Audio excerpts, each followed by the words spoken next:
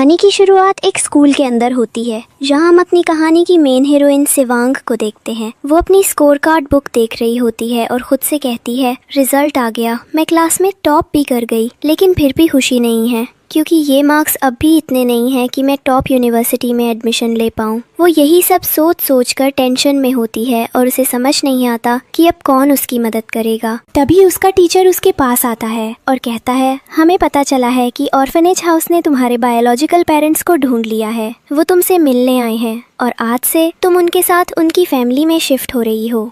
शिवांग हैरान होकर पूछती है, क्या, अचानक से कैसे? उस पर टीचर मुस्कुराते हुए कहता है, अगर तुम्हें टॉप यूनिवर्सिटी में जाना है तो ये तुम्हारे लिए गोल्डन चांस है। उनके बहुत अच्छे कनेक्शंस हैं, वो तुम्हारी मदद करेंगे तुम्हारे ड्रीम यूनिवर्सिटी तक पहुंचने में। शिवांग को ये सुनकर थोड़ी उम्मीद मिलती है और बिना ज्यादा सोचे अपना बैग उठाती है और वहाँ से जाने लगती है। उसके दोस्त उसे रोकने की कोशिश करते हैं। अरे ऐसे किसी पर भरोसा मत कर, इतने साल से तुम ऑर्फनेज में थी, तब उन्होंने तुम्हारी परवाह नहीं की, अब अचानक से आकर कह रहे हैं कि वो तुम्हारे पेरेंट्स हैं, कहीं ये कोई स्कैम ना हो। लेकिन शिवांग कहती है, नहीं, ऐसा कुछ नहीं है।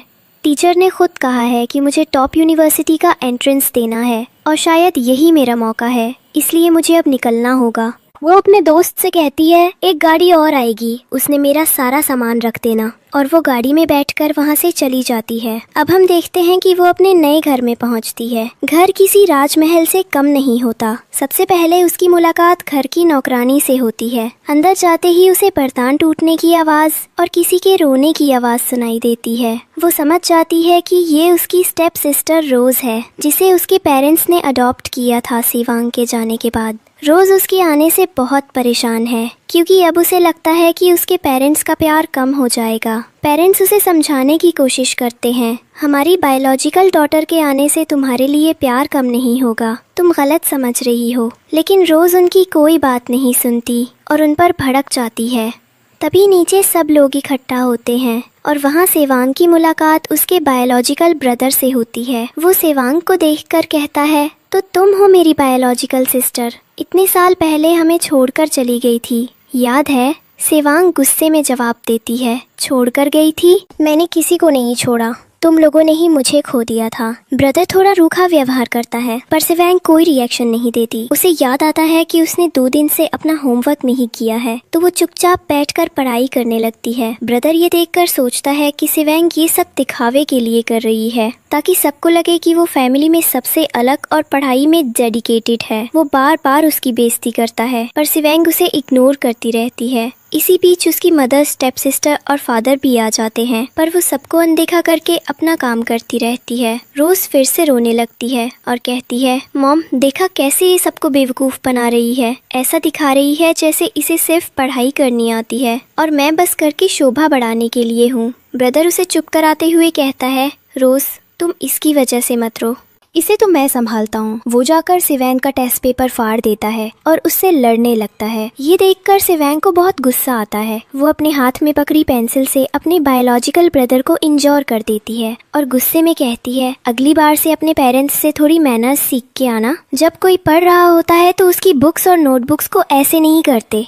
यहाँ हम देखते हैं कि रोज फिर से मासूम बनने की एक्टिंग करती है अपने पेरेंट्स के सामने। वो कहती है, मुझे बताइए, सारी गलती मेरी ही है ना, मेरी वजह से ये सब हुआ। लेकिन उसके पेरेंट्स उसे समझाते हैं, ऐसी बात नहीं है बेटा, तुम समझो हम तुमसे उतना ही प्यार करते हैं जितना पहले करते थे, बस शिवांग के आने से अब अटेंशन थोड़ा बढ़ गया है, इसलिए तुम्हें ऐसा लग रहा है। इधर उसका ब्रदर भी उसे समझाने आता है और कहता है, मैं हमेशा तुम्हारे साथ रहूंगा। वहीं दूसरी तरफ शिवांग फैमिली ड्रामा देख रही होती है। अब हम देखते हैं कि उसके पेरेंट्स उसके पास आते हैं और सामने बैठ जाते हैं। उसकी मॉम थोड़ी रूठी हुई सी लगती है और कहती है, देखो हमें बहुत टाइम बाद पता चला कि तुम हमारी बायोलॉजिकल डॉटर हो। हमारे पास कोई ऑप्शन नहीं था, हमने तुम्हें बचपन में खो दिया था, लेकिन मैं चाहती थी कि तुम कुछ वक्त हमारे साथ बिताओ, मगर अब लगता है कि मेरी दूसरी बेटी तुम्हारे साथ कंफर्टेबल नहीं है। तुम्हें समझना होगा कहा कि फैमिली में रहने के कुछ रूल्स होते हैं, तुम ऑर्फनेज वाले रूल्स यहाँ नहीं चला सकती। अगर तुम्हें फैमिली में रहना है तो थोड़ा एलिगेंट और मैजेस्टिक बनना पड़ेगा। सिवेंग उसकी बातें चुपचाप सुन रही होती है, पर उसे कोई फर्क नहीं पड़ता।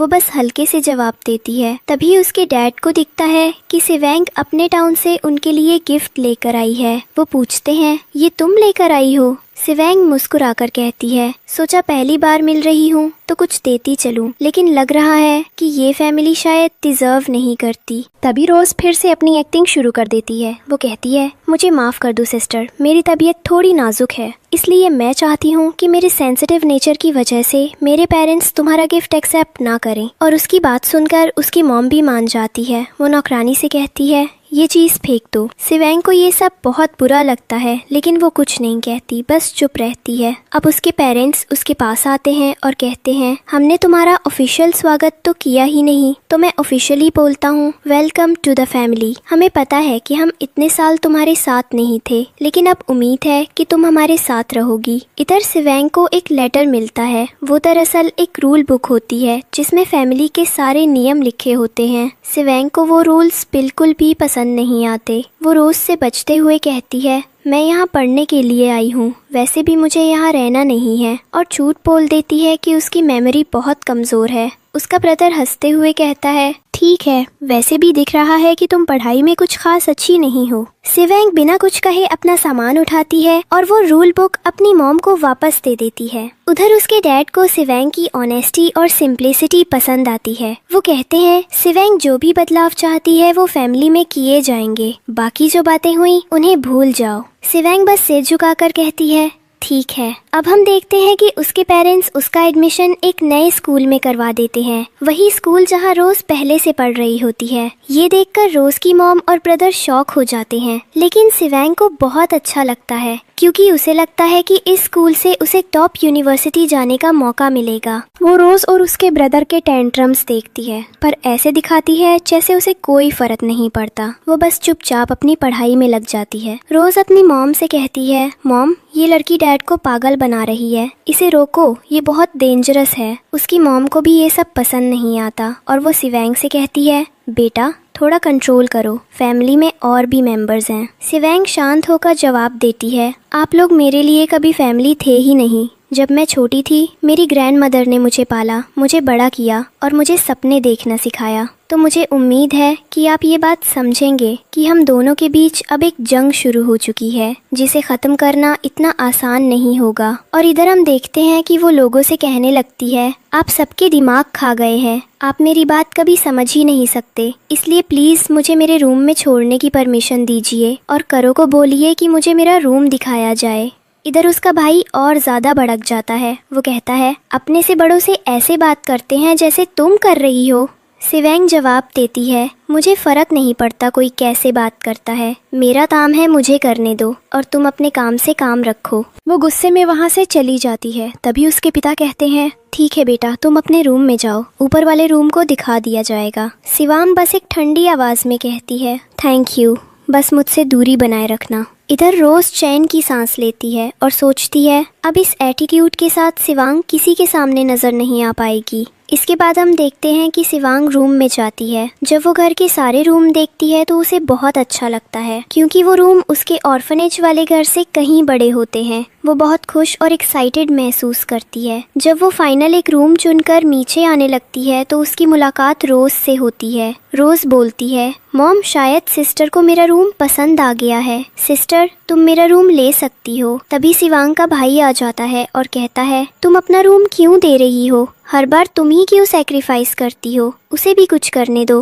क्या वो अपनी जिंदगी में कुछ नहीं करेगी। ये सुनकर सिवांग को बहुत बुरा लगता है। उसे अपनी दादी जो उसे बचपन में अपने बच्चों जैसा प्यार करती थी की याद आ जाती है। सिवांग कहती है, वैसे भी मुझे रोज का घटिया रूम लेने का कोई शौक नहीं है, मैं अपना रूम अपने तरीके से डिजाइन करूंगी, समझ आया। और वो उन्हें इग्नोर करके अपने रूम में चली जाती है। अगले दिन जब वो स्कूल जाने के लिए निकलती है तो देखती है कि रोज को ड्रॉप करने के लिए उसका भाई जा रहा है। सिवेंग भी वहाँ होती है, लेकिन वो साफ साफ कह देता है, मैं तुम्हें अपनी गाड़ी में नहीं बिठाऊंगा। वो रोज को लेकर वहाँ से चला जाता है और सिवेंग को अकेला छोड़ देता है। थोड़ी देर वॉक करने के बाद सिवेंग किसी को कॉल करती है और तभी हमारी कहानी का मेन हीरो आता है, जंगमिन। वो सिवेंग को देखता है, मुस्कुराता है और अपनी गाड़ी में बैठने को कहता है। रास्ते में वो उससे बातें करने की कोशिश करता है, लेकिन सिवेंग अभी भी अपनी पढ़ाई पर फोकस रखती है और उसकी बातों पर ज्यादा ध्यान नहीं देती। जब वो स्कूल पहुंचती है तो उसकी मुलाकात एक टीचर से होती है, जो उसे कहते हैं, तुम्हें एडमिशन सिर्फ रोज के डैड के लिंक्स की वजह से मिला है,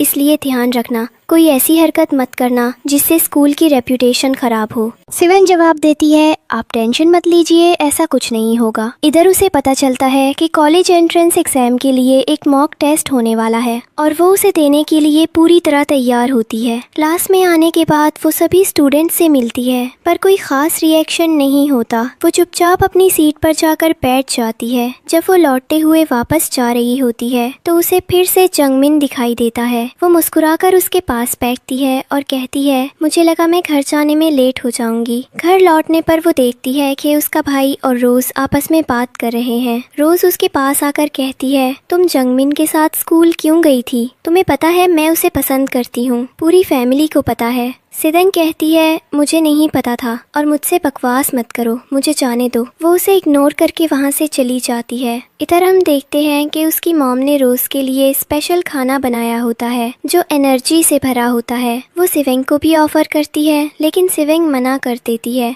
मुझे फर्क नहीं पड़ता, वैसे भी मुझे आपके हाथ का या घर का खाना ज्यादा पसंद नहीं आ रहा, इससे अच्छा खाना हमारे ऑर्फनेज में मिलता था। अगले दिन मॉक टेस्ट का दिन आता है। सिवेंग बहुत खुश होती है क्योंकि सारे क्वेश्चंस उसी के पढ़े हुए टॉपिक्स से आते हैं। वो पूरी स्पीड से सारे आंसर्स लिखकर पेपर सबमिट कर देती है। इधर खाने की टेबल पर पूरी फैमिली बातें कर रही होती है और इधर हम देखते हैं कि सिवेंग चुपचाप से अपने हेडफोन्स लगाकर खाना खा रही होती है। उसे किसी से कोई मतलब नहीं होता।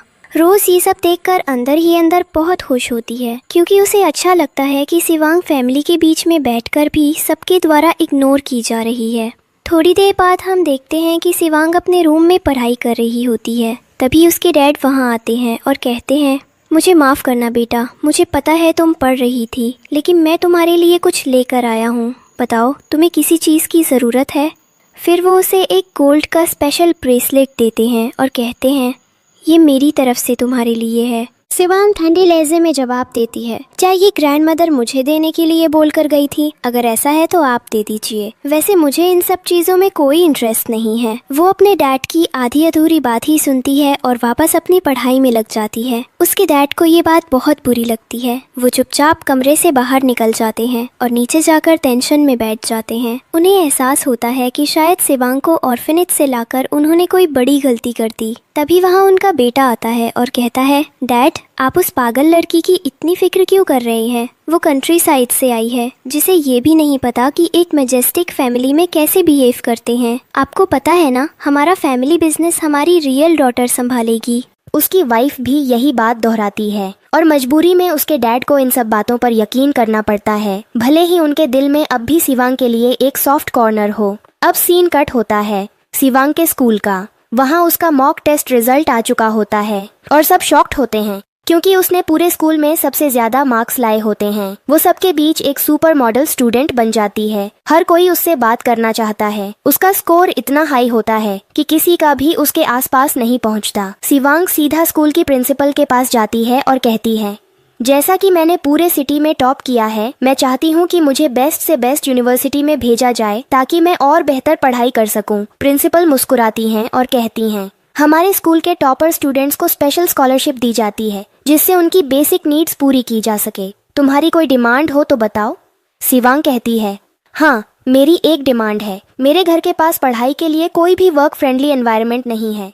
मुझे वहाँ फोकस करने में दिक्कत होती है। मैं चाहती हूँ कि मुझे किसी डॉर्मेट्री में रहने की परमिशन दी जाए। प्रिंसिपल कहती है, मैं इस बारे में सोच कर तुम्हें बताऊंगी। अब सीन वापस घर का आता है। डाइनिंग टेबल पर सब बैठे होते हैं और रोज की तारीफें चल रही होती हैं। सब कह रहे होते हैं, हमें पता है रोज ने ये टेस्ट बहुत जल्दी दे दिया होगा, वो बहुत जल्द किसी टॉप यूनिवर्सिटी में पहुंच जाएगी। उसी टेबल पर जंगमिन भी मौजूद होता है, लेकिन वो रोज को साफ साफ इग्नोर कर रहा होता है। रोज की तारीफें जारी रहती है। तभी उसकी मॉम के पास उसके टीचर का कॉल आता है। वो बहुत खुश हो जाती है ये सोचकर कि शायद रोज के बारे में कोई गुड न्यूज़ होगी। लेकिन जैसे ही वो कॉल उठाती है, टीचर कहती है हमें आपसे रोज़ के बारे में बात करनी है। दरअसल उसके मॉक टेस्ट में बहुत ख़राब मार्क्स आए हैं, मुझे लगता है उसे और मेहनत की ज़रूरत है। ये सुनकर सबके चेहरों के रंग उड़ जाते हैं। रोज़ की मॉम तुरंत उसे बचाने की कोशिश करती है। एक्चुअली टीचर, रोज़ को पेंटिंग और क्रिएटिव चीज़ों में ज़्यादा इंटरेस्ट है, शायद इसी वजह से वो अच्छे मार्क्स नहीं ला पाई।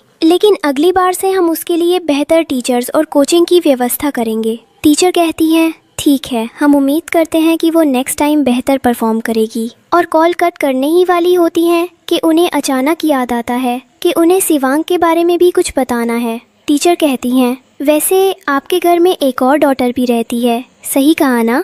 इतना सुनते ही सत्य चेहरे बदल जाते हैं, खासकर उसका ब्रदर। वो गुस्से में कहता है देखा मॉम, इस लड़की ने तो अब घर में आग लगवाना शुरू कर दिया। अब टीचर भी इसके बारे में बात कर रही हैं। उसकी मॉम गुस्से में कहती हैं अगर मुझे पता चला कि वो मेरी बायोलॉजिकल डॉटर है और इतने समय से हमारे साथ रह रही थी तो पूरी सिटी में हमारी बदनामी हो जाएगी। अब हम देखते हैं कि सभी लोग शिवांग पर शक कर रहे होते हैं, लेकिन वो किसी की परवाह किए बिना चुपचाप अपना खाना खा रही होती है। उसके डैड अपनी वाइफ के सामने उसकी टीचर से माफी मांगने लगते हैं। नेक्स्ट टाइम से हम जरूर ध्यान रखेंगे। लेकिन टीचर हैरानी से पूछती हैं किस चीज का ध्यान रखेंगे?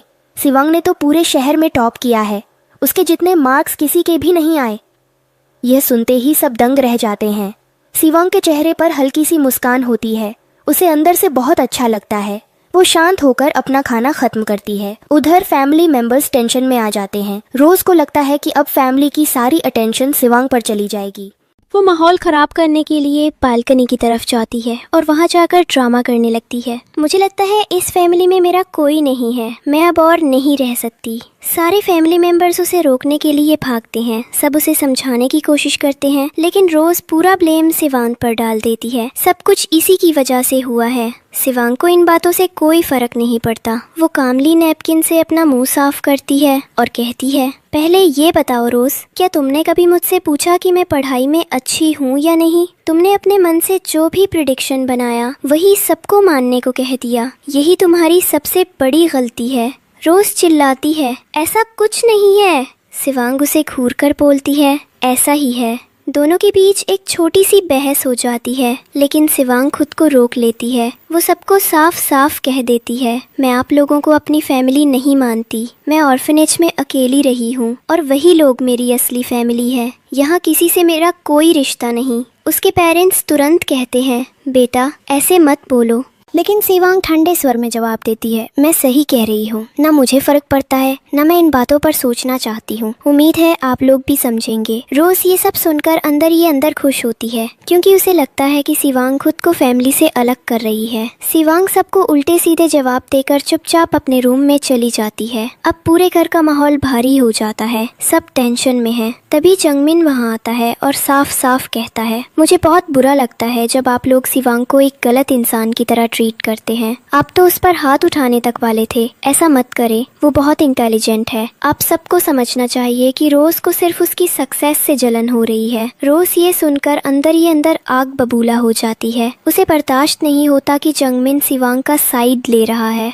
इधर जंगमिन कहता है शिवांग तुम यहाँ से चली जाओ। शिवांग बिना कुछ बोले वहाँ से चली जाती है, लेकिन जाते जाते एक पल के लिए सबके चेहरों की तरफ देखती है। सब टेंशन में डूबे हुए हैं, सब सोच में पड़ जाते हैं शिवांग ने ऐसा क्यों किया और जंगमिन उसके लिए इतना क्यों सोचता है। उन्हें शक होने लगता है कि शायद इनके बीच कुछ चल रहा है। रोज की मॉम कहती है अगर तुम सच में उस लड़की को इस फैमिली में शामिल करना चाहते हो तो कर लो, लेकिन मैं नहीं चाहती कि वो मेरी बेटी से डिसरिस्पेक्टफुल व्यवहार करे। अब सीन कट होता है। पेरेंट्स शिवांग के सामने बैठे होते हैं। पिता कहते हैं बेटा हमें पता है कि तुम अपनी पढ़ाई से बहुत प्यार करती हो, लेकिन अब तुम एक रिच फैमिली में हो, तुम्हें अपने कपड़े पहनने का ढंग, बात करने का तरीका सब बदलना होगा। शिवांग की आंखों में गुस्सा झलकता है, लेकिन वो कुछ नहीं कहती, बस सुनती रहती है। फिर शांति से जवाब देती है पहली बात तो ये कि मुझे नहीं पता था रोज पढ़ाई में कैसी है। दूसरी बात मैंने हमेशा पढ़ाई को ही अपना फोकस बनाया है। मुझे किसी भी तरह का डिस्ट्रैक्शन या बकवास पसंद नहीं है, खासकर वो बकवास जो आप लोग मेरे सामने कर रही हैं। वो ये कहकर रूम के अंदर चली जाती है। थोड़ी देर बाद उसका ब्रदर उसके पास आता है और कहता है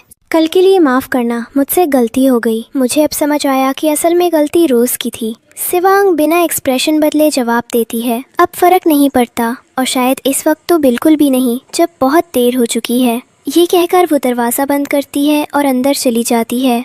अगले दिन का सीन शुरू होता है। हम देखते हैं कि शिवांग अपना सारा सामान पैक करके घर से जाने की तैयारी कर रही होती है। तभी घर की नौकरानी उसे रोक लेती है और कहती है, मैडम आपको यहाँ से सामान लेकर जाने की परमिशन नहीं है। शिवांग रुकती है और सख्त लहजे में पूछती है, और मुझे कौन रोकेगा? नौकरानी कहती है, मैं रोकूंगी। मैंने बोल दिया कि आपको यहाँ से जाना अलाउड नहीं है, तो आपको समझना पड़ेगा। शिवांग ठंडे स्वर में जवाब देती है, मैंने भी बोल दिया कि मैं तुम्हारे साथ कहीं नहीं जा रही और मुझे यहाँ से जाने की परमिशन किसी से नहीं लेनी। नौकरानी उसकी बातों से भड़क जाती है और उससे जबरदस्ती करने लगती है। वो गुस्से में कहती है, तुम्हें क्या लग रहा है मैं मजाक कर रही हूँ? शिवांग उसे सीधा जवाब देती है, यही रियलिटी है। जितनी जल्दी तुम समझोगी उतना तुम्हारे लिए बेहतर रहेगा। दोनों के बीच बहस तेज हो जाती है। नौकरानी धमकाते हुए कहती है, अगर तुम्हें घर से निकाल दिया गया तो मुझसे बुरा कोई नहीं होगा। शिवांग मुस्कुराती है और कहती है, शायद अब एक नौकर को उसकी औकात दिखाने का वक्त आ गया है। वो रोते हुए अपने पिता को कॉल करती है और कहती है, डैड मुझे अपने स्कूल के दोस्तों से मिलने जाना है, क्या इसके लिए भी मुझे घर के नौकरों से परमिशन लेनी पड़ेगी? उसके पिता हैरान होकर कहते हैं, नहीं बेटा बिल्कुल नहीं। शिवांग कहती है, लेकिन यहाँ के नौकर तो ऐसे बिहेव कर रहे हैं जैसे मैं उनकी कैदी हूँ। वो कह रहे हैं कि मैं बाहर नहीं जा सकती, क्या सच में उन्हें इतना हक है? उसके पिता उसे शांत करते हुए कहते हैं, बेटा अगर तुम्हें घर के नौकरों से दिक्कत हो रही है तो मैं उन्हें चेंज करवा दूंगा। हर महीने तुम्हारे अकाउंट में एक अच्छा अमाउंट भेजा जाएगा जिससे तुम जो चाहो खरीद सको। शिवांग फोन काट देती है, फिर नौकरानी की तरफ देखकर कहती है, देखा इस दुनिया में कई लोग हैं जो तुम्हारा काम तुमसे कहीं बेहतर कर सकते हैं बिना किसी को परेशान किए। नौकरानी गुस्से में कहती है, तुम क्या बोल रही हो? लेकिन शिवांग उसे पूरी तरह इग्नोर करके चली जाती है। वो नौकरानी पीछे पीछे उसे बुलाती रहती है, लेकिन शिवांग को कोई फर्क नहीं पड़ता। अब कुछ दिन बाद का सीन हम डॉर्मेट्री के अंदर देखते हैं कि शिवांग अपने कमरे में पढ़ाई कर रही होती है। तभी उसके डैड का कॉल आता है। वो पूछते हैं, बेटा क्या तुम इस वीकेंड घर आ रही हो? पर उसकी रूममेट सारी बातें सुन लेती हैं और शिवांग कामली जवाब देती है, नहीं मैं घर नहीं आ सकती, एंट्रेंस एग्जाम पास ही है, मुझे बहुत तैयारी करनी है। वो कहती है, घर जाकर मैं कुछ भी नहीं कर पाऊंगी। उसके फ्रेंड्स कहते हैं, शिवांग इस तरह पेरेंट्स से बात करना गलत है, लेकिन वो ठंडे स्वर में बोलती है, मुझे फर्क नहीं पड़ता, और फ़ोन काट देती है। थोड़ी देर बाद उसका छोटा भाई कॉल करता है और गुस्से में कहता है, तुम्हारी वजह से अब रोज हमारी फैमिली को और भी प्यारी लगने लगी है। कम से कम वो तुम्हारी तरह बदतमीज नहीं है। शिवांग बोलती है, इन सब बातों को जाओ और अपने पेरेंट्स को बताओ। उन्होंने तुम्हारी उस चालाक चुड़ैल को सिर पर चढ़ा रखा है, मुझे नहीं। वो अपने भाई की बातों को पूरी तरह इग्नोर करती है, उसे बॉडी शेम करती है और फोन काट देती है। उसका भाई गुस्से में वहाँ से चला जाता है। थोड़ी देर बाद शिवांग मुस्कुराती है और कहती है, अब इसे मजा चखाना पड़ेगा। वो अपने भाई की सारी बातें रिकॉर्ड करके अपने डैड को भेज देती है ताकि उन्हें उसकी असली हरकतें पता चल सके। अब सीन बदलता है। हम देखते हैं रोज को, जिसे एक लग्जरी कार से कुछ लोग लेने आए हैं। पता चलता है कि वो लोग उसके रियल बायोलॉजिकल पेरेंट्स हैं। वो रोज से पूछते हैं, तो हमारी फैमिली में एक्टिंग कैसी चल रही है? रोज जवाब देती है, जब से शिवांग आई है सब कुछ बदल गया है। अब फैमिली के लोग उसे ज्यादा इम्पोर्टेंस देने लगे हैं। वो हर वक्त मेरा इमेज खराब करने की कोशिश करती है। ये सुनकर उसके बायोलॉजिकल पेरेंट्स एक नई प्लानिंग बनाते हैं ताकि रोज फैमिली की रियल डॉटर बन जाए और असली बायोलॉजिकल डॉटर शिवांग को हमेशा के लिए उनसे दूर कर दिया जाए ताकि फैमिली कभी उसे एक्सेप्ट ना करे। इसके बाद अगला सीन आता है। हम देखते हैं कहानी के मेन हीरो जंगमिन को। वो अपनी कार में बैठा होता है, उसके हाथ में शिवांग की फोटो होती है। वो फोटो को देखते हुए धीरे से कहता है, काश शिवांग अपने पैरों पर खड़ी हो जाए, काश उसे एक आसान खुशहाल जिंदगी मिले बिना स्ट्रगल के। इधर उसकी बातों को उसकी कार का ड्राइवर सुन लेता है और एक्सप्रेशन से साफ दिखता है कि उसने कुछ नोटिस किया है। शायद अब कहानी एक नए मोड़ पर जाने वाली है। और उधर हम देखते हैं कि जंगमिन उससे अपनी इस प्रॉब्लम के बारे में शेयर करता है। उसके बाद रात के वक्त में शिवांग को दिखाया जाता है जो वापस अपनी डॉर्मेटरी जा रही होती है। तभी वहाँ पर कुछ लोग आकर उसे पकड़ लेते हैं और उससे कहने लगते हैं कि तुम्हारे बैग में जितने भी पैसे हैं तुरंत दे दो, और उसके साथ बदतमीजी करने लगते हैं। लेकिन तभी पीछे से हमारी कहानी का दूसरा कैरेक्टर आता है और उसे बचा लेता है। इसका नाम लिवॉन होता है और ये वही लड़का है जो सिवांग के साथ ऑर्फनेज में रहा करता था। यहाँ पर हम देखते हैं कि लिवॉन कहता है, तुमने मुझे पहचाना? तुम्हारी ग्रैंडमदर मुझसे अक्सर तुम्हारी बातें किया करती थी और बताती थी कि तुम कैसे उनके साथ रहती थी, बचपन में क्या क्या करती थी।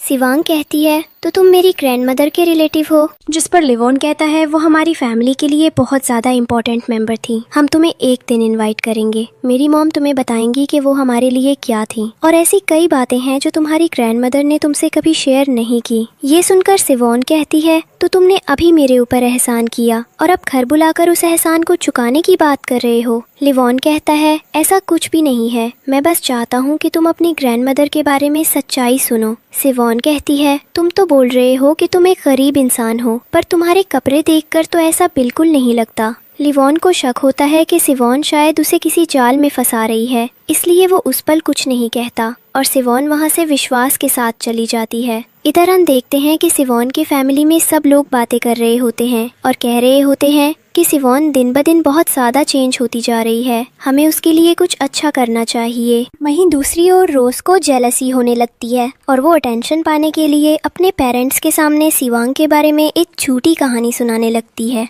वो कहती है, मॉम एंड डैड, बहुत टाइम से आपसे कुछ बात शेयर करनी थी। दरअसल मैंने नहीं बताया क्योंकि मुझे लगा मेरी सिस्टर की रेपुटेशन पर बात आ जाएगी, लेकिन मैंने सुना है कि मेरी बहन को कुछ लोगों ने किसी लड़के के साथ घूमते हुए देखा है। मुझे बहुत बुरा लगा क्योंकि हमारे फैमिली मेंबर्स में ऐसा कोई नहीं जो किसी आउटर से बिलोंग करता हो, पर जो लड़का उसके साथ था वो किसी आउटर कास्ट का लगता है। ये सुनते ही उसके पेरेंट्स को बहुत बुरा लगता है और वो कहते हैं कि हम इन सब चीज़ों के कन्फ्रंटेशन के लिए सिवांग के पास ज़रूर जाएंगे। और इधर हम देखते हैं कि रोज़ बहुत खुश हो रही होती है क्योंकि उसने आखिरकार आग लगा दी और सब लोग उसकी बातों में आ रहे हैं। यहाँ तक कि उसका ब्रदर भी विश्वास करने लगता है कि जो रोज कह रही है वही रियलिटी है। अब हम अगले सीन में देखते हैं कि लिवॉन दोबारा से सिवांग से मिलने आता है और बार बार उसे अपने घर आने और अपनी मॉम से मिलने की बात करता है। सिवांग बार बार उसके कपड़ों को देखकर कहती है, मुझे पता है जो भी तुमने पहन रखा है वो ब्रांडेड क्लोथ्स है, ये सस्ते कपड़े नहीं हैं। इसका मतलब ये है कि मेरी ग्रैंडमदर का तुमसे कोई रिलेशन नहीं है। तभी वहाँ उसका ब्रदर आ जाता है और लिवॉन को देखकर कहता है, तो तुम वही हो जिससे सिवांग हमेशा घूमती रहती है, बताओ तुम्हारी दिक्कत क्या है। सिवांग गुस्से में कहती है, बकवास बंद करो, मेरा इसके साथ कुछ भी ऐसा वैसा कनेक्शन नहीं है। इसी वक्त उसके पेरेंट्स भी आ जाते हैं और कहते हैं, बेटा तुम्हारी इन हरकतों के बारे में हमें पहले ही पता चल चुका था, बताओ आखिर ये लड़का कौन है। सिवांग कहती है, मैं प्रूफ कर सकती हूँ कि ये कोई अनजान लड़का नहीं है, ये मेरी ग्रैंडमदर का रिलेटिव है और ये इसलिए मुझसे मिलने आया है क्योंकि जो भी कैरेक्टर पर मुझ पर उंगली उठाई जा रही है वो सब झूठ है। मेरे पास हर एक बात का प्रूफ है। ये सुनकर उसके पेरेंट्स लगातार उससे लड़ रहे होते हैं और रोज अंदर से बहुत खुश हो रही होती है, पर सिवांग को कोई फर्क नहीं पड़ता। वो काम होकर कहती है कि वो इनोसेंट है और किसी भी हद तक जाकर खुद को प्रूव करेगी। तभी रोज कहती है, ठीक है तो तुम खुद बताओ पेरेंट्स को आखिर ये लड़का कौन है। और उधर हम देखते हैं कि जंगमिन उससे अपनी ये समस्या बार बार शेयर करता है, पर सिवांग कहती है, बार बार बताने से कोई फर्क नहीं पड़ता, मुझे अपनी इनोसेंस प्रूफ करने के लिए कुछ एविडेंसेस देने होंगे और वो मेरे पास है। मैं चाहती हूँ कि मैं इन सब चीज़ों को पूरे स्कूल के सामने खुलासा करूँ, उसके बाद रोज मुझसे माफ़ी मांगेगी। सिवांग आगे कहती है, ठीक है पर मुझे प्रूफ दिखाओ। रोज कहती है, ठीक है मैं रेडी हूँ, पर प्रूफ तो बताओ। सिवांग जवाब देती है, वो प्रूफ तो स्टेज पर तुम्हें पता चल जाएगा। फिर हम देखते हैं कि लिवॉन अकेले में सिवांग से मिलता है। वो कहता है, बहुत हुआ, तुम जुंगमिन के साथ घूमना फिरना आज के बाद मत करो, उसके आसपास भटकना मत। तुम्हारे पेरेंट्स अब तुम्हारे अगेंस्ट हैं, वे तुमसे बात भी नहीं करना चाहते। सिवांग कहती है, तो मुझे भी पेरेंट्स से बात करने में कोई इंटरेस्ट नहीं है, मैं यहाँ कॉलेज एंट्रेंस की तैयारी कर रही हूँ। रोज चुपके से गंदे मजाक बनाती है और सिवांग चिढ़ कर कहती है, तुम जो गंदे जोक्स उछालती हो उनमें मुझे कोई दिलचस्पी नहीं, तुम मेरी जगह रहकर मुझे ब्लेम कर रही हो। फिर हमें वो सीन दिखाया जाता है जहाँ सारे फैमिली मेंबर्स और स्कूल के कई स्टूडेंट्स एक तरह की असेंबली में बैठे होते हैं। यहाँ सिवांग को प्रूफ देना होता है। उसके पेरेंट्स उससे कहते हैं, अगर तुमसे कोई गलती हुई है तो शांत होकर बता दो। सिवांग जवाब देती है, ऐसा कैसे हो सकता है, मैंने कुछ भी गलत नहीं किया। उसके पिता कहते हैं, ये सब हमारे परिवार के भीतर ही रहेगा। अगर तुम्हें किसी लड़के में किसी तरह की रुचि है तो बताओ। सिवोंग कहती है, जब तक मैं खुद अपनी इनोसेंस साबित नहीं कर दूंगी मैं स्टेज पर नहीं जाऊंगी। तभी स्कूल का प्रिंसिपल आता है और कहता है कि जो भी हमारे टॉपर के ऊपर आरोप लग रहे हैं, जो भी हो उनका प्रूफ स्टेज पर दिया जाए। मुझे उम्मीद है कि लोगों को सच्चाई मालूम पड़ेगी। सिवोंग स्टेज पर जाती है और कहती है, मुझे ज्यादा बात नहीं करनी है। जिन इल्जामों के बारे में कहा जा रहा है उन सब के प्रूफ्स मेरे पास है। वो अपनी पॉकेट से एक प्रूफ निकालती है और बताती है कि रात को उसके साथ क्या हुआ, कैसे कुछ लोग आकर उसे परेशान करने लगे थे। जब लोग वो प्रूफ देखते हैं तो उन्हें शर्म आती है। खुद रोज भी हैरान हो जाती है कि ये प्रूफ उसके पास कैसे आया। रोज समझ नहीं पाती कि अब क्या करे, क्योंकि उसने बहुत चालाकी से सिवेंग को फंसाने के लिए जो भी ट्रिक्स लगाई थी वे सब सामने आ रहे हैं। लोगों का गुस्सा अब रोज की तरफ जाने लगता है। रोज घर छोड़कर भागने की कोशिश करने लगती है। सिवेंग के बायोलॉजिकल पेरेंट्स उसके पास आते हैं और कहते हैं, इतना बड़ा हंगामा करने की क्या जरूरत थी, कोई बात आसानी से भी निपट सकती थी। सिवेंग कहती है, ये तमाशा रोज ने शुरू किया था, मैंने तो बस कहानी को खत्म किया और सबके सामने दिखा दिया कि मैं क्या कर सकती हूँ और क्या नहीं। उसके पेरेंट्स नाराज होकर वहाँ से चले जाते हैं। इसके बाद हम देखते हैं कि सिवेंग कॉलेज एंट्रेंस एग्जाम देती है। वह बहुत खुश महसूस कर रही होती है। उसे लगता है कि उसकी ग्रैंडमदर ऊपर से ये सब देखकर खुश होंगी। एंट्रेंस एग्जाम देने के बाद वह निश्चित रूप से लिवॉन के घर जाएगी। इधर लिवॉन अपनी माँ के पास जाता है और कहता है, मुझे सिवांग मिल चुकी है। अब उसे यकीन हो चुका है कि हम किसी रिच फैमिली से बिलोंग करते हैं, पर वह देखना चाहती है कि बचपन की दोस्त जिसे उसने गरीबी में देखा था अब कैसी दिखती है। इसलिए हमें थोड़ी आराम और कंफर्ट छोड़कर एक पुराने घर में शिफ्ट होना पड़ेगा। वो अपनी माँ को समझाने की कोशिश करता है ताकि सिवांग को डर न लगे। सिवांग के पास रोज ने बहुत सी फोटोज भेजी होती हैं हैप्पी फैमिली मोमेंट्स की, पर सिवांग उन्हें देखकर बहुत बुरा महसूस करती है और गुस्से में एक कठोर मैसेज भेज देती है कि उसे ऐसे घिनौने पलों में कोई इंटरेस्ट नहीं है। फिर सिवांग अपना सारा सामान लेकर उस जगह चली जाती है जहां लिवॉन ने उसे इनवाइट किया था। वहां हम वो सीन देखते हैं जहां लिवॉन की माँ उससे मिलती है और कहती है, तुम्हें हमारी फैमिली ने अपनी बेटी की तरह संभाला था, तुम्हारी ग्रैंडमदर ने तुम्हारा कितना ख्याल रखा था। सिवांग धीरे धीरे बताना शुरू करती है कि कैसे उसकी ग्रैंडमदर के दिमागी हालात सही नहीं थे। उन्हें समझ नहीं आता था कि लोग कैसे बिहेव करते हैं। अंततः उनकी मौत हो गई। ये सब सुनकर वहाँ सब लोग भावुक हो जाते हैं। सिवांग बहुत ज्यादा इमोशनल हो जाती है और कहती है कि वो उस हादसे से अब तक नहीं उबर पाई है। लोगों को ये मजाक लग सकता है, पर उसके लिए ये किसी भी ड्रामा से कम नहीं था। साथ ही वो अपनी ग्रैंडमदर के कई सैक्रिफाइसेस के बारे में लिवॉन की माँ को बताती है। लिवॉन की माँ ये सब सुनकर बहुत प्रभावित और भावुक हो जाती है, रोने लगती है जैसे छोटे बच्चे रोते हैं, क्योंकि उन्हें इतना कुछ सहना पड़ा था। अब हम आगे की कहानी का सीन देखते हैं जहाँ पर लिवॉन की माँ सिवांग को शांत कराती है, उसे गले लगाती है और हिम्मत देती है। कहती है, आज से मैं पूरा तुम्हारा ध्यान रखूंगी, तुम्हारे साथ अब ऐसी चीजें दोबारा नहीं होंगी। फिर वो कहती है, मेरे पास तुम्हारे लिए कुछ है, और एक ब्रेसलेट निकालती है। ये हमारे परिवार का ब्रेसलेट है, ये मुझे मेरी सास सा ने दिया था, अब मैं ये तुम्हें दे रही हूँ। सिवांग पहले लेने से मना करती है, लेकिन लिवॉन की ओर इशारा होने पर वो इसे ले लेती है। उसके बाद दिखाया जाता है कि रात में सिवांग फिर से कहीं जा रही होती है। फिर से कुछ लोग उसे परेशान करने आते हैं, पर इस बार उसे सुरक्षा गार्ड के कपड़ों में छुपाकर बचाया जाता है। जब हमला करने वाले लोग वहां से चले जाते हैं तो लिवॉन की माँ भी पहुंच जाती है। उन्हें भरोसा था कि उनका बेटा स्थिति को संभाल लेगा। सिवांग कहती है, तुम्हें टेंशन लेने की जरूरत नहीं, सब ठीक हो जाएगा। सिवांग सोचती है कि शायद अटैकर्स इसलिए लौटेंगे क्योंकि उन्होंने कुछ पैसे उधार लिए थे। वो कहती है, मैं कुछ एक्स्ट्रा कमाकर आपकी मदद कर दूंगी। लिवॉन अपनी माँ की ओर देखता है। माँ भी उसकी तरफ देखकर सोचती है कि समय आने पर वो सिवांग को सारी सच्चाई बता देंगे। अगले हिस्से में हम देखते हैं कि सिवांग दिन रात मेहनत करती है, पोस्टर बांटती है, पैसे इकट्ठा करती है, एंट्रेंस की तैयारी में जुट जाती है। वो जात की माँ के पास जाकर खाना भी खाती है, उनके साथ फैमिली टाइम बिताती है और घूमने फिरने भी जाती है। आखिरकार उसका रिजल्ट आता है, वो फिर से टॉप करती है और एक अच्छी यूनिवर्सिटी में उसका सिलेक्शन हो जाता है। सब मिलकर सेलिब्रेट करते हैं।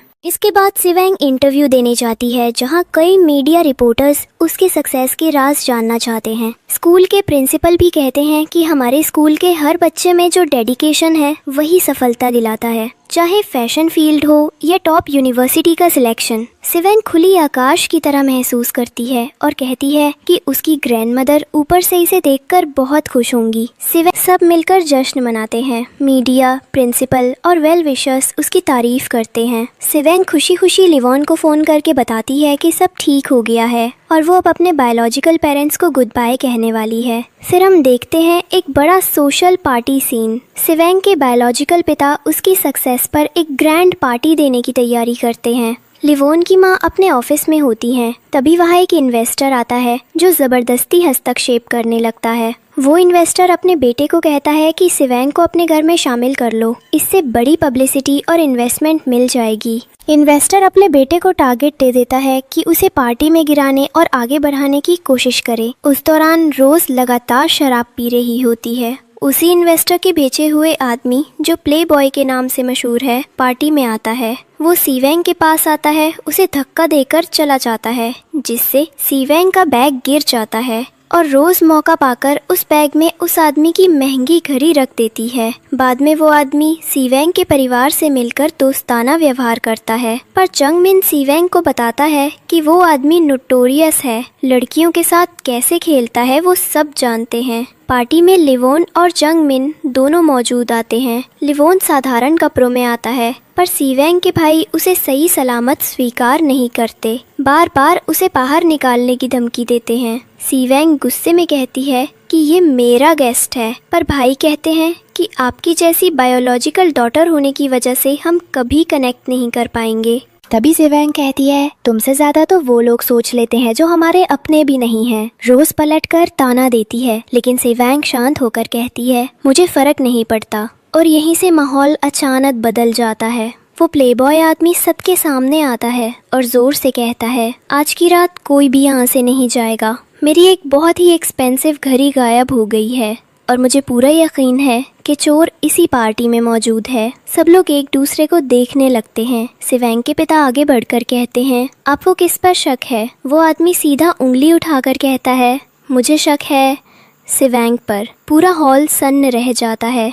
सिवेंग के पिता गुस्से और हैरानी में कहते हैं, अगर आपको मेरी बायोलॉजिकल डॉटर पर शक है तो आप चाहिए तो उसे चेक कर सकते हैं। पर सिवेंग गुस्से से बोलती है, खामोश, मैं ये हरकत नहीं होने दूंगी, चाहे कुछ भी हो जाए। वो आदमी उसकी ओर बढ़ता है तो सिवेंग डांट कर कहती है, अपने हाथ पीछे रखो, अगर मैंने गुस्सा दिखाया तो दोबारा ये हाथ उठाने लायक नहीं रहोगे। रोज फिर आग में घी डालते हुए कहती है, क्या हुआ सिस्टर, सच में चोरी की है क्या? इसलिए इतनी डर रही हो? सिवेंग पलटकर जवाब देती है, मैं किसी से नहीं डरती और मैंने कोई चोरी नहीं की, मुझे फंसाना बंद करो। अब वो आदमी कहता है, ठीक है, मैं खुद उसे चेक करूंगा। सिवेंग भड़क उठती है, मैं ऐसा होने नहीं दूंगी। तभी जंगमिन और लिवॉन दोनों बीच में आ जाते हैं। उसे प्रोटेक्ट करते हुए कहते हैं, सिवेंग शांत रहो, हम जानते हैं तुम इनोसेंट हो। सिवेंग गुस्से में कहती है, मुझे पता है, मैं कोई चोर नहीं हूँ, इसका दिमाग खराब है। ऐसे घटिया गेस्ट्स को पार्टी में क्यों बुलाते हैं? पेरेंट्स बीच में आते हैं और कहते हैं, बेटा हमें गलत मत समझो, वो हमारे गेस्ट हैं, अगर उनका सामान गायब हुआ है तो उसकी जिम्मेदारी हमारी है। सिवेंग जवाब देती है, मैं समझती हूँ, लेकिन मेरे ऊपर शक करना सिर्फ इसलिए कि मैं ऑर्फनेज में पली हूँ, ये शक नहीं शर्म है। क्या ये इसलिए कि मैं इस फैमिली की ब्लड डॉटर नहीं हूँ? उसके पिता समझाने की कोशिश करते हैं, वो तुम्हें गलत इरादे से नहीं छूने वाले, हम तुम्हारे साथ हैं। लेकिन अब माहौल गर्म हो चुका होता है। सिवेंग खुद आगे आती है और कहती है, ठीक है, बात अब चेकिंग पर आ गई है तो मैं रेडी हूँ। वो अपना बैग उठाती है और सबके सामने जिप खोलती है, घड़ी निकाल कर दिखाती है, यही है वो एक्सपेंसिव वॉच। पूरा हॉल शॉक में पड़ जाता है, सबकी निगाहें अब उसी पर है। रोज नकली हैरानी के साथ कहती है, अगर तुमने ये हरकत की थी तो कम से कम पेरेंट्स के बारे में सोच लेती। सिवेंग सीधा उसकी आंखों में देखकर कहती है, तुम बोल रही हो? मैं ये बात प्रूफ के साथ कह सकती हूँ कि ये घड़ी मेरे बैग में किसी ने रखी है और मेरे पास इसका सबूत है। अब माहौल और बिगड़ता है। उसके पिता कहते हैं, तो अब शक किस पर है? सिवेंग बिना झिझक उस प्लेबॉय आदमी की ओर उंगली करती है। शक उसी पर है जिसने ये पूरा तमाशा किया ताकि सबको दिखा सके कि वो कितना बड़ा आदमी है। उसका भाई भड़क कर कहता है, तुम क्या कर रही हो सिवेंग? घर आए गेस्ट की इस तरह बेइज्जती कर रही हो। वो गुस्से में सिवेंग की ओर बढ़ता है, लेकिन तभी लिवॉन बीच में आकर उसका हाथ पकड़ लेता है और सख्ती से कहता है, तुम अभी इतने क्वालिफाइड नहीं हुए हो कि सिवेंग पे हाथ उठाओ, समझ आया? पूरा हॉल सन पड़ जाता है। अब प्लेबॉय आदमी लिवॉन की ओर इशारा करते हुए कहता है, तू आखिर है कौन? इसका लवर है क्या? बार बार बीच में क्यों आ रहा है? रोज मुस्कुराते हुए ताना देती है, अरे मैंने तुम्हें कहीं देखा है। हाँ, तुम तो हमारे स्कूल के सिक्योरिटी गार्ड हो ना? ये सुनते ही वहाँ मौजूद लोग हंसी उड़ाने लगते हैं। प्लेबॉय आदमी लिवॉन का मजाक उड़ाते हुए कहता है, तो ये रहा तुम्हारा हीरो, क्या गिफ्ट लाया होगा तुम्हारे लिए? स्ट्रीट साइड से कुछ चीप इयररिंग्स? वो हंसते हुए एक बॉक्स आगे बढ़ाता है। लो सिवांग, ये बॉक्स खोलो, तुम्हारे लिए कुछ खास है इसमें। पूरा हॉल ब्रेथलेस हो जाता है। जंगमिन घूरते हुए कहता है, सिवांग तुम्हें यकीन है कि ये बॉक्स खोलना चाहिए? अब माहौल और भी गर्म हो चुका होता है। रोज और बाकी सबके सामने सिवांग खड़ी है। पूरे हॉल में सन्नाटा छा जाता है। तभी लिवॉन शांत आवाज में कहता है, सोच लो, इस पार्टी में आए ज्यादातर लोग बहुत घमंडी हैं। सिवांग पलटकर जवाब देती है, मुझे किसी से डर नहीं लगता। लिवॉन मुस्कुराकर कहता है, ठीक है, तो एक बार बॉक्स खोलो। सिवांग जैसे ही बॉक्स खोलती है, अंदर से एक ब्लैक कार्ड निकलता है। पूरी भीड़ हैरान रह जाती है। रोज तुरंत सहरीले अंदाज में बोलती है, एक सिक्योरिटी गार्ड के पास ब्लैक कार्ड? इसका मतलब साफ है, चोरी की है तुमने। वहाँ मौजूद सब लोग फुसफुसाने लगते हैं, लेकिन लिवॉन सबको देखकर हल्का सा हंस देता है। अभी तक किसी को समझ नहीं आया कि असली खेल क्या चल रहा है। सच में कितने नाइफ हो तुम लोग। वो कुछ नहीं कहता, बस चुपचाप तमाशा देखता है। तभी सिवांग के पिता गुस्से में बोलते हैं, तुम जैसे घटिया लोग हमारी पार्टी में आकर इसका नाम खराब कर रहे हो, निकल जाओ यहाँ से। पर सिवांग डट कर कहती है, मैं यहाँ से तब तक नहीं जाऊंगी जब तक दूध का दूध और पानी का पानी नहीं हो जाता। जिसने मेरे बैग में वो घड़ी रखी है उसे सजा जरूर मिलेगी। लिवॉन उस ब्लैक कार्ड को उठाता है और उस घटिया आदमी के हाथ में दे देता है। जाओ अपने गार्ड से इसे चेक करवाओ और सबको दिखाओ कि असली कौन है। वो प्लेबॉय आदमी हंसकर कहता है, अब भी फेक होने का ड्रामा कर रहे हो? तुम खुद को किसी स्पेशल क्लास का समझते हो जो पूरी सिटी को कंट्रोल करती है?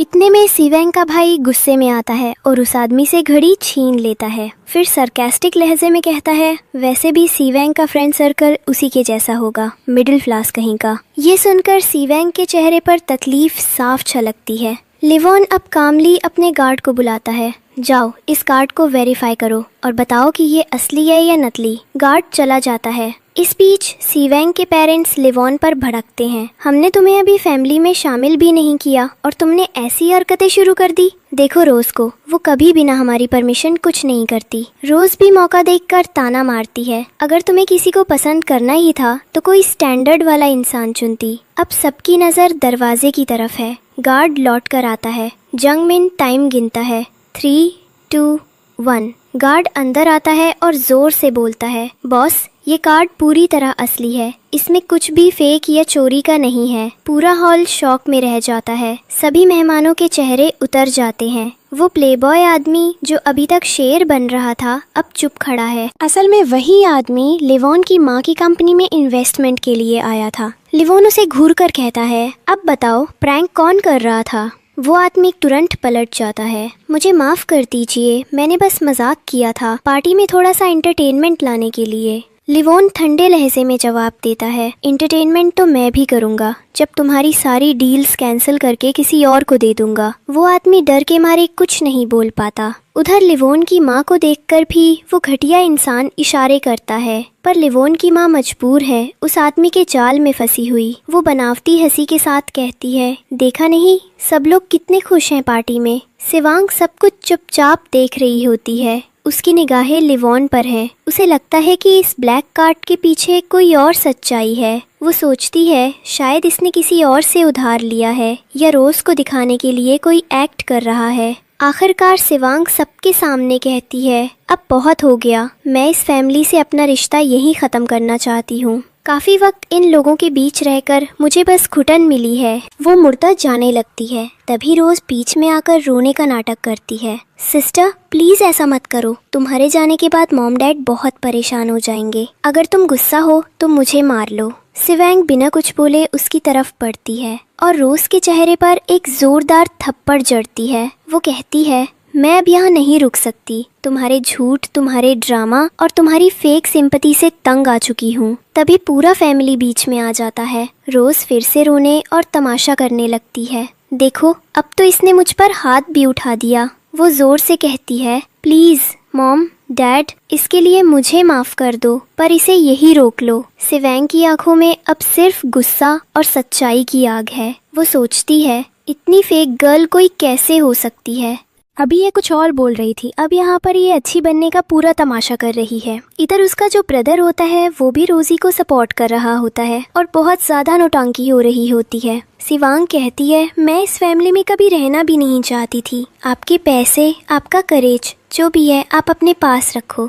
यहाँ हम देखते हैं कि उसका जो ब्रदर होता है वो बोलता है, हमें छोड़कर तुम कहाँ जाओगी। सिवांग बोलती है, मैं अपने आप से पैसे कमा सकती हूँ और ये बात तुम्हें बहुत जल्दी समझ आ जाएगी। सिवांग कहती है, जो लोग आज मुझसे कह रहे हैं कि मैं उन्हें छोड़कर कहाँ जाऊंगी, वही लोग भूल गए हैं कि कुछ साल पहले उन्होंने ही मुझे छोड़ दिया था और अब वही लोग मुझे अपनी डॉटर कहकर बुला रहे हैं। ऐसे दोहरे मुंह वाले लोगों के बीच रहकर मैं कोई बड़ी शहंशाह नहीं बन जाऊंगी। मैं बस दूर रहना चाहती हूँ। यहाँ पर बहुत ज्यादा तमाशा होने लगता है। सिवांग को बहुत गुस्सा आ रहा होता है। उसे समझ नहीं आता कि वो क्या करे। इधर फैमिली में और भी ज्यादा नौटंकी होती है और सिवांग डिसाइड करती है कि अब वो इनसे कोई भी कनेक्शन नहीं रखेगी। इधर चंगमिन भी उन पर भड़क जाता है और कहता है, वो रोजी किस्म की लड़की है, बहुत घटिया, मुझे तो वो कभी पसंद भी नहीं थी। बार बार तुम लोग मेरे पेरेंट्स के पास जाकर उसके रिश्तेदारी की डिमांड करते हो। हम देखते हैं कि सिवांग उन्हें अवॉइड करते हुए वहाँ से जाने लगती है। उसके डैड के सीने में दर्द होने लगता है और उसकी मॉम उसे संभाल रही होती है। तभी रोजी अचानक रोने की एक्टिंग करती है और कहती है, ये सब कुछ मेरी वजह से हुआ है। अगर मैं अपनी सिस्टर को ऑफेंड ना करती तो शायद ये सब नहीं होता। पर फैमिली मेंबर समझाते हैं, बेटा नहीं, तुम्हारी वजह से कुछ भी नहीं हुआ। वो लड़की पहले से ही एहसन फरामोश थी। तभी सिवैंग की मॉम के पास किसी का कॉल आता है और वो बहुत खुश हो जाती है। वो बताती है कि दरअसल ये कॉल एक बहुत बड़ी फैमिली से आया है। वो हमारी डॉटर को अपनी डॉटर इन लॉ बनाना चाहते हैं और रोजी को अपने लिए एक्सेप्ट करना चाहते हैं। इस बात पर सब बहुत खुश हो जाते हैं। पार्टी में जो गेस्ट होते हैं वो उनकी बेवकूफ़ी देखकर हंस रहे होते हैं और कह रहे होते हैं, इतनी बेवकूफ़ फैमिली हमने आज तक नहीं देखी। अपनी स्टेप डॉटर के लिए सब कुछ कर रहे हैं, पर अपनी बायोलॉजिकल डॉटर को एक्सेप्ट करने में इनके गले में अभी भी दर्द हो रहा है। यहाँ बहुत तमाशा होने लगता है और सब इस बात को सेलिब्रेट करने लगते हैं। इधर रोजी कह रही होती है, मुझे पता था, मैं अपनी फैमिली के लिए हमेशा से लगी रही हूँ। अब हमें दिखाया जाता है कि सिवैंग लेविन की फैमिली के पास होती है। वो उन्हें एक एनवेलप देती है और कहती है, इसमें इतने पैसे तो नहीं है कि तुम्हारी बाकी ज़रूरतें पूरी कर सके, लेकिन कुछ अमाउंट है जो तुम्हारे कर्ज वाले पैसे ख़त्म कर देगा। उसकी मॉम थोड़ी हेजिटेट कर रही होती है और जया को समझ नहीं आ रहा होता कि क्या करे, क्योंकि उसकी मॉम उस पर भड़कने वाली होती है। तभी बाहर कई सारी कार्स आने लगती हैं। सब बाहर निकलकर देखते हैं। कार्स से कई गार्ड्स निकलते हैं जिन्होंने ब्लैक सूट्स पहने होते हैं। वो आकर सिवैंग को फैमिली में वेलकम करने लगते हैं। सिवैंग हैरान होकर पूछती है, ये कौन लोग हैं जो मुझे अपनी फैमिली में वेलकम कर रहे हैं। तभी लेविन और उसकी मॉम आगे बढ़ती हैं और कहती हैं, दरअसल ये मेरे लोग हैं। मैं कोई गरीब इंसान नहीं हूँ। मेरी मॉम सैन गॉड ग्रुप की चेयरमैन है और मैं उसी ग्रुप की इनहेरिटर हूँ। ये सुनकर सिवैंग बहुत शॉक में आ जाती है। उसकी मॉम कहती है, हमें पता है हमने तुमसे झूठ बोला और ये किसी भी तरह के धोखे की तरह लग सकता है, पर हमारा इंटेंशन साफ था। मैं तुम्हें हर्ट नहीं करना चाहती थी, समझो ना, मैं भी तुम्हारी मदर जैसी हूँ। सिवैंग कहती है, अगर मुझे पहले पता होता कि आप लोग इतनी हाई रेप्यूटेशन पर हैं तो मैं कभी आपके पास नहीं आती। इस पर लेविन्स मॉम कहती है, हमें पता है, पर हम बस ये चाहते थे कि तुम हमारे करीब रहो, कुछ वक्त बिताओ और अच्छा महसूस करो। फिर लेविन और सिवैंग वापस उसी घर में लौट आते हैं। लेविन अपनी मॉम के साथ बैठकर ऑफिस वर्क देख रहा होता है और सिवैंग को देखकर उसे पूरी सिचुएशन बताता है कि कैसे उसकी बायोलॉजिकल मदर उसे हमेशा एक ऑप्शन की तरह ट्रीट करती है, जिनको सुनकर उसकी मॉम को गुस्सा आता है। वो कहती है, कि वो उसे किसी के भी पास ऑप्शन की तरह नहीं होने देंगी। उन्हें पता है वो क्या चाहती है और वो करके रहेंगी। यहाँ हम देखते हैं कि सिवेंग अपने स्कूल गई हुई होती है। लेविन अपनी एक टीम भेजता है ताकि सिवेंग की पिक ली जा सके। इधर दिखाया जाता है कि रोजी के डैड बड़े बड़े ख्वाब देख रहे होते हैं क्योंकि उन्हें एक बहुत बड़ी फैमिली से रिश्ता मिला है। संभवतः वही लेविन की फैमिली है जिसका ग्रैंडफादर ने ये रिश्ता भेजा होता है। वो बड़े बड़े सपने देखते हुए कहते हैं कि अब तक वे शहर के अच्छे और रिच लोगों की सूची में आते थे, पर अब वे मिलियन बिलियन वाले परिवार के ससुर बनेंगे। उनके लिए इससे बड़ी बात क्या हो सकती है। सभी फैमिली मेंबर्स इस पल को एंजॉय कर रहे होते हैं, पर रोजी बहुत दुखी होती है और अपने पेरेंट्स से कहती है, माँ, मैं तो आपकी बायोलॉजिकल डॉटर नहीं हूँ, उन्हें तो उनकी फैमिली की बायोलॉजिकल डॉटर इन लॉ चाहिए। उसकी माँ कहती है, पर तुम तो मेरी बेटी हो ना, क्या सच में तुम्हें कोई दिक्कत नहीं है? अगर कभी हम फंस गए तो वे हमें बर्बाद कर देंगे। उसके पेरेंट्स कहते हैं, इस मैटर को हम संभाल लेंगे, टेंशन मत लो, हमें पता है तुम्हारे लिए क्या करना है। उसके पिता तुरंत ही अपनी कंपनी के 30% शेयर उसका नाम कर देते हैं। ये सुनते ही रोजी की खुशी का ठिकाना नहीं रहता। अगले सीन में हम देखते हैं कि वो अपने बायोलॉजिकल पेरेंट्स के साथ बैठकर अपनी खुशी शेयर कर रही होती है और कहती है, माँ बाप, जल्दी मैं एक रिच पैलेस में रहूंगी, आप टेंशन मत लो। आपकी डॉटर ने उनकी फैमिली ग्रुप से 30% प्रॉपर्टी अपने नाम करा दी है। उसके पेरेंट्स बहुत खुश होते हैं। इधर रोजी कहती है कि बस उन्हें एक कांटा अपनी लाइफ से निकालना है और वो कहती है, सिवांग, मैं चाहती हूँ कि उसका मरने का कुछ इंतजाम करवा दिया जाए। मुझे वो बिल्कुल भी अच्छा नहीं लगता और मुझे पता है वो आगे भी हमारी फैमिली में प्रॉब्लम बनाएगी। फिर दिखाया जाता है कि सिवांग वही पार्टी में आती है जो आज उसने ऑर्गेनाइज करवाई होती है। उसके ग्रैंडफादर ने उसे एक बहुत प्यारी ड्रेस पहनाई होती है, वो बहुत प्यारी लग रही होती है। लेविन उसे गाड़ी से उतारकर पार्टी के अंदर जाने को कहता है क्योंकि उसे अपनी माँ से कुछ जरूरी बात करनी होती है और वो अपनी माँ से सिवेंग के लिए प्रपोज करने का इंतजाम करने की बात करता है। पार्टी के अंदर सभी सिवेंग को देख रहे होते हैं, वो बहुत प्रिटी लग रही होती है और सब उसकी तारीफ कर रहे होते हैं। पर रोजी और उसका ब्रदर भी वहाँ आते हैं और कुछ लोग सिवेंग को देखकर कहते हैं, ये लड़की इस पार्टी में क्या कर रही है? क्या ये बिना परमिशन आई है?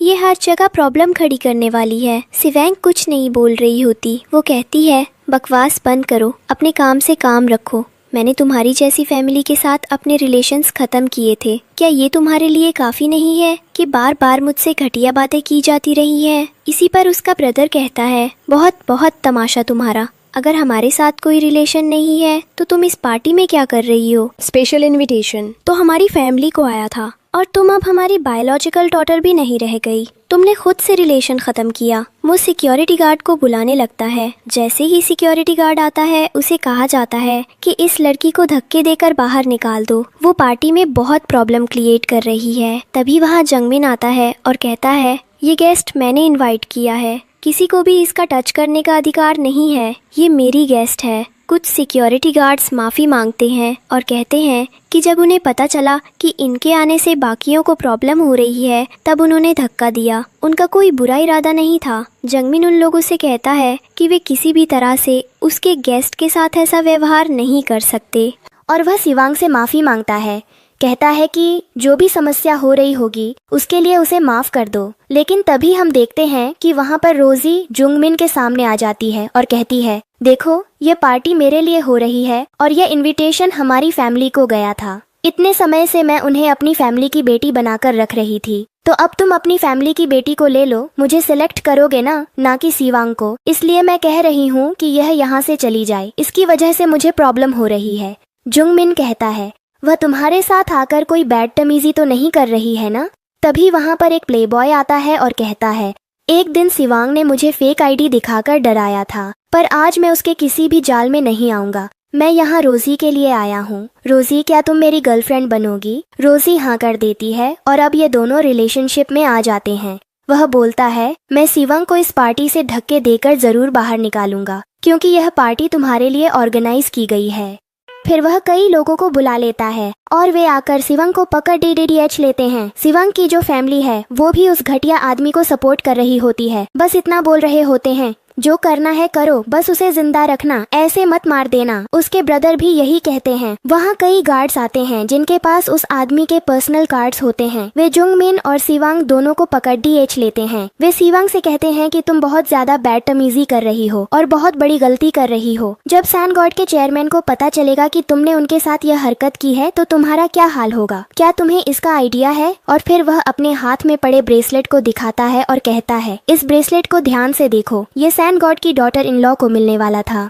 इसका मतलब मैं इस पार्टी में स्पेशल गेस्ट हूँ। फिर वह घटिया आदमी कहता है कि मुझे पता है तुम आज फिर से मेरे साथ खेलने की कोशिश कर रही हो, पर मैं तुम पर यकीन नहीं करूँगा। पार्टी में खड़े लोग यह सब देख रहे होते हैं। वे उसे पकड़ लेते हैं और जुंगमिन रोके की कोशिश करता है, पर जुंगमिन को भी पकड़ लिया जाता है। वे सिवांग को बहुत बुरी तरह पीटते हैं। जुंगमिन खुद को छुड़ाने की कोशिश करता है ताकि वह सिवांग को बचा सके। जैसे तैसे वह खुद को छुड़ाता है और उस आदमी को धक्का देता है, पर उस आदमी से उसे भी एक पचान मार मिलता है और उससे भी खून आने लगता है। उसे बहुत तकलीफ होती है। तभी हम देखते हैं कि रोजी आती है और सिवांग से कहती है, देखो तुम्हारे चक्कर में क्या हुआ, पूरी पार्टी में तमाशा हो गया। लोग हमारी नौटंकी देख रहे हैं और सोच रहे होंगे कि हमारी फैमिली ऐसी ही होती है। सिवांग उस पर थूक देती है। अब हम देखते हैं कि सिवांग की बायोलॉजिकल मदर कहती है, हमने अपने फैमिली को बताया था कि मैं किसी को इतनी बदतमीजी करने का राइट नहीं देती थी। सिवांग ने अब तक जो मेरे साथ बदतमीजी की है, क्या उसका अधिकार तुमने उसे दिया? क्या मैं तुम्हारी बायोलॉजिकल डॉटर नहीं हूँ जिसे तुमने कभी पास नहीं रखा? तुम किस तरह की मदद कर रही हो? उसकी माँ कहने लगती है, देखो बेटा, इन सब बातों के बारे में अपने डैड से बात करो। फिर उसकी माँ कहती है, क्या तुम्हें पता है जब कोई हमारे साथ ऐसी हरकत करता है तो हम उसे क्या पनिशमेंट देते हैं? उसके डैड बेल्ट निकालते हैं और कहते हैं, बेटा मुझे माफ कर देना, पर ये तुम्हारे भले के लिए है, और वे मारने लगते हैं। तभी जंगमिन फिर से बीच में आता है। हम देखते हैं कि सिवांग का ब्रदर जंगमिन से कहता है, तुम बार बार बीच में आकर उसे क्यों बचा रही हो? क्या ये तुम्हारी है? इसे साइड करो। इसी वक्त जैक आता है। जैक कहता है, बहन बहुत हुआ तमाशा, जब किसी ने मेरे गैस को छूने की कोशिश की तो मुझसे बुरा कोई नहीं होगा। फिर वो उस घटिया आदमी से कहता है, तुम वही हो ना जिसने नकली कार्ड दिखाया? आज मैं तुम्हें नहीं छोड़ूंगा। सिवांग उनसे कहती है गुड मॉर्निंग और शांत आवाज में उसको सुलझाने की कोशिश करती है कि आखिर वो क्या चाहती है, क्यों लोगों के स्पेशल मोमेंट्स खराब करवा रही है। वो फ्लेक्स मारता है और लेविन से लड़ने को तैयार हो जाता है, पर लेविन उसे एक मुक्का मारकर नीचे गिरा देता है और कहता है, अब तो मैं भी एक अच्छा खासा लेसन देने के लिए रेडी हूँ। इसके बाद बहुत ज्यादा लड़ाई शुरू हो जाती है। सिवांग के डैड भी बीच में आते हैं और कहते हैं कि तुम्हारे जैसे सिक्योरिटी गार्ड ने तो हमारी पार्टी बर्बाद कर दी होती। आज तो तुम एक रिच पार्टी में हो। रोजी भी बीच में आने की कोशिश करती है, पर लेविन उसे धक्का देता है और कहता है, पीछे हो जाओ, मुझसे बात करने की जरूरत नहीं है। सिवांग का बायोलॉजिकल ब्रदर भी आता और कहता है, तुम क्या कर रहे हो? ये सब तुम्हारे जैसे सिक्योरिटी गार्ड की जगह नहीं है। यहाँ आकर पहरेदारी करो, बदतमीजी मत करो। लेविन भी उसे मारता है। अब यहाँ पर पार्टी में बहुत ज्यादा तमाशा हो रहा है, आपस में लड़ाई हो रही है और सभी लोग यही सब देख रहे होते हैं। बाद में हम देखते हैं कि वो जो घटिया आदमी है वो अपने डैड को कॉल करता है, पर उसके डैड कहते हैं, बेटा मैं तुम्हें फोन करने वाला था। दरअसल पार्टी में एक लड़की होगी जिसके हाथ में ड्रैगन वाला ब्रेसलेट होगा। वो उसी फैमिली की डॉटर इन लॉ बनने वाली है। वो आदमी सबसे पहले रोजी के हाथ की तरफ देखता है, पर वहाँ कुछ भी नहीं मिलता। उसकी नज़र अचानक सिवांग के हाथ पर पड़ती है और इसी क्षण उसे समझ आ जाता है कि हकीकत क्या है। वो शर्मिंदा होकर लेविन के सामने घुटनों पर बैठ जाता है। सब हैरान होते हैं कि वो अब अचानक कैसे बदल गया। इसी बीच सिवांग का ब्रदर और उसकी स्टेप सिस्टर उस आदमी से कह रहे होते हैं, ये कैसा तख्ता पलट है, दूसरों के सामने भिखारिन बनकर क्या मांग रहे हो? वो आदमी बार बार डरता है और कहता है, ऐसा मत करो। उसके बाद उसके डैड आकर बोलते हैं, मैंने सब कुछ बर्बाद कर दिया, सारी कंपनी का पैसा पानी में चला गया। तभी रोजी उसे जोर का थप्पड़ मारती है और पार्टी में एंट्री करती है। लेविन की माँ कहती है, मैंने ये पार्टी तुम्हारे लिए ऑर्गेनाइज की थी। मेरी सिर्फ एक रियल डॉटर है और वो है सिवांग। सभी लोग हक्का बक्का रह जाते हैं। रोजी का ब्रदर पूछता है, ये लड़की कैसे हमारी डॉटर हो सकती है? उसके पास कोई टैलेंट भी नहीं है। बाद में लेविन सबके सामने सबूत दिखाता है कैसे रोजी ने सिवांग की बायोलॉजिकल फैमिली को धोखा दिया, उनके सारे पैसे हड़पते रहे और सिवांग की जिंदगी में परेशानियां खड़ी की। जब रोजी खुद को एक्सपोज होते देखती है तो वो अपना असली चेहरा दिखा देती है और स्वीकार कर लेती है कि उसने फैमिली को सिर्फ पैसे के लिए इस्तेमाल किया। अब उनकी कंपनी बैंकरप्ट हो चुकी है। इसके बाद वही लोग शिवांग से विनती करते हैं कि वो उन्हें स्वीकार कर ले, पर शिवांग ने बहुत पहले ही उनसे रास्ता अलग कर लिया था। वो अब किसी भी तरह का सपोर्ट नहीं दे सकती। अंतिम सीन में हम देखते हैं कि सेवांग जोंगमिन से मिलती है। जोंगमिन प्रपोज करता है पर सेवांग मना कर देती है और कहती है कि अब वो अपनी पढ़ाई पर फोकस करना चाहती है, उसके पास इन रिश्तों के लिए समय नहीं है। लेविन जब उसे सारी बातों के बारे में पूछता है तो सेवांग देखती है कि पीछे जोंगमिन अभी भी उसे ब्लेसिंग्स दे रहा है और कहता है कि वो उसका इंतजार हमेशा करेगा। यही पर ड्रामा की हैप्पी एंडिंग होती है। तो दोस्तों, अगर आपको ये वीडियो पसंद आया हो तो आपके प्यारे आरोही एक्सप्लेन को जरूर सब्सक्राइब करें। आपको अगर मेरा एक्सप्लेनेशन पसंद आया तो वीडियो को लाइक करें और एक प्यारा सा कमेंट भी करें और बने रहिए मेरे साथ, क्योंकि अगली कहानी इससे भी ज्यादा दिलचस्प होने वाली है।